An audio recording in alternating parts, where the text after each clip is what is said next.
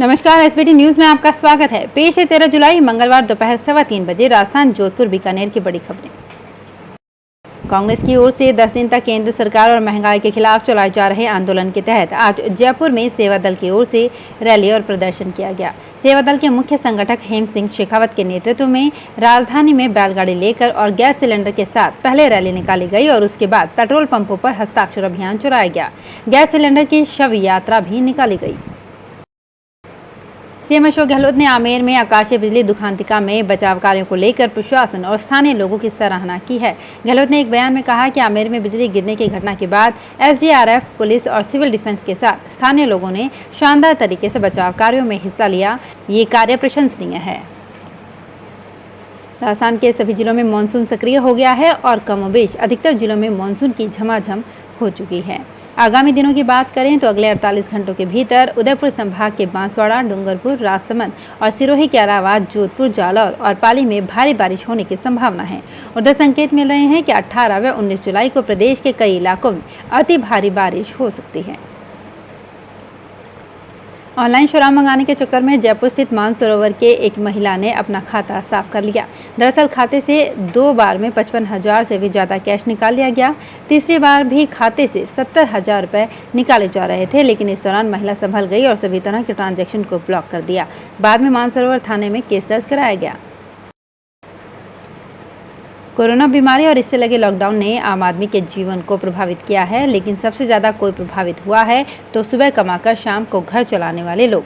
खाद्य सुरक्षा योजना में पात्र होने वाले परिवारों को योजना का फायदा पता है, लेकिन उसका फायदा नहीं मिल रहा है। संकट की घड़ी में उनको 2 रुपए किलो गेहूं भी नहीं मिल पा रहा, क्योंकि लिस्ट में उनका नाम नहीं है और जोड़ा भी नहीं जा रहा। प्रशासनिक सेवा सहायक आचार्य यूजीसी नेट जेआरएफ के बाद अब कॉलेज शिक्षा विभाग युवाओं को रीट परीक्षा और बैंक परीक्षा की तैयारी करवाएगा। युवा ये तैयारी कर सकेंगे ज्ञान सुधा कार्यक्रम के जरिए, जिसकी कॉलेज शिक्षा की ओर से लाइव स्ट्रीमिंग की जा रही है। इसके साथ ही इस बुधवार को भारतीय सेना में सेवा के अवसर और उनके जुड़ी जानकारियों पर लेफ्टिनेंट कर्नल ऋषि भारद्वाज और प्रतियोगी परीक्षाओं में भारतीय संविधान से संबंधित सामान्य ज्ञान पर पूर्व कॉलेज शिक्षा आयुक्त प्रदीप बोरर के सत्र होंगे।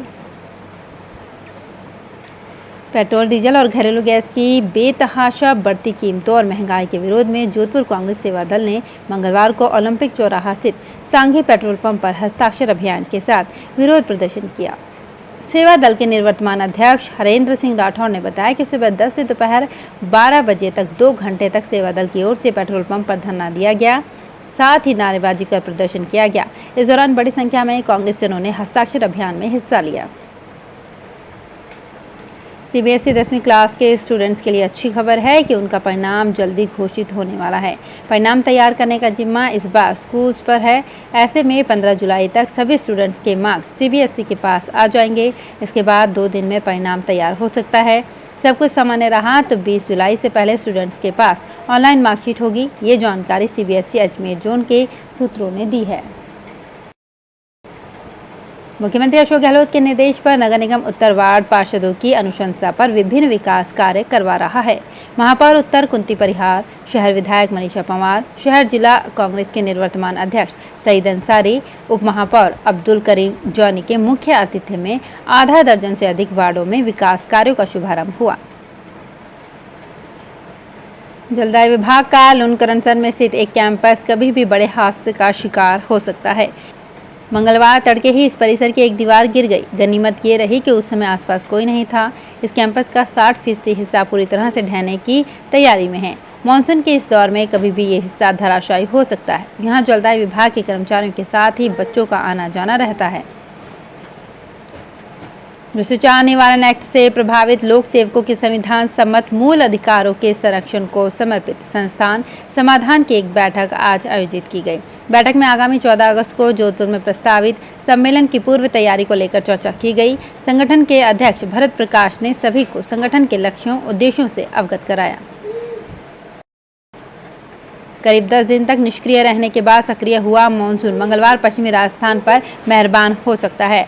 मौसम विभाग का अनुमान है कि मंगलवार को पश्चिमी राजस्थान के अधिकांश जिलों में जमकर बारिश हो सकती है। वहीं आकाशीय बिजली का संकट भी कई क्षेत्रों में खड़ा हो सकता है। मानसून की बारिश मंगलवार को बीकानेर, जैसलमेर, बाड़मेर, जालौर, नागौर व सिरोही में जमकर बरस सकते हैं।